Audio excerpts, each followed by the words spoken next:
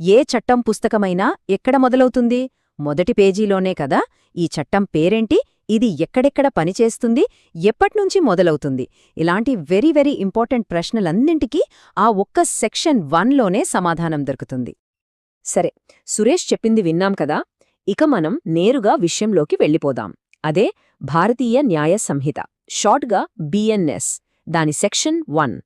ఇక్కడే ఒక interesting point ఉంది. అదేంటంటే, పాత ఇండియన్ పీనల్ కోడ్ ఉంది కదా, దానిలోని మొదటి 5 సెక్షన్లను కలిపి ఇప్పుడు ఒకే ఒక్క పవర్ఫుల్ సెక్షన్ 1గా మార్చేశారన్నమాట.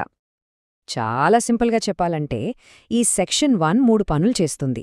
ఫస్ట్, ఈ చట్టం పేరు భారతీయ న్యాయ సంహిత 2023 అని క్లియర్గా చెప్తుంది. సెకండ్, ప్రభుత్వం ఎప్పుడైతే నోటిఫికేషన్ ఇస్తుందో అప్పటినుంచి ఇది అమల్లోకి వస్తుందని చెప్తుంది. ఇక మూడోది అండ్ మోస్ట్ ఇంపార్టెంట్ పాయింట్, ఈ చట్టం పరిధి అంటే దీని పవర్ ఎక్కడవరకు ఉంటుందో ఖరాఖండిగా చెప్పేస్తుంది.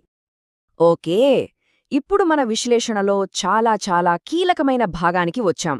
అసలు ఈ చట్టం పరిధి ఎంత దూరం, ఈ కొత్త చట్టం పవర్ ఎక్కడవరకు వెళ్తుందో తెలిస్తే బహుశా కొంచెం ఆశ్చర్యపోవచ్చు. ఇది కేవలం మన దేశ సరిహద్దులకే పరిమితం కాదు, అంతకు మించి. బిఎన్ఎస్ ఎక్కడెక్కడ వర్తిస్తుందో చూస్తే మొత్తం 4 మెయిన్ ఏరియాలున్నాయి. ఒకటి, మన భారతదేశంలో జరిగే నేరాలు.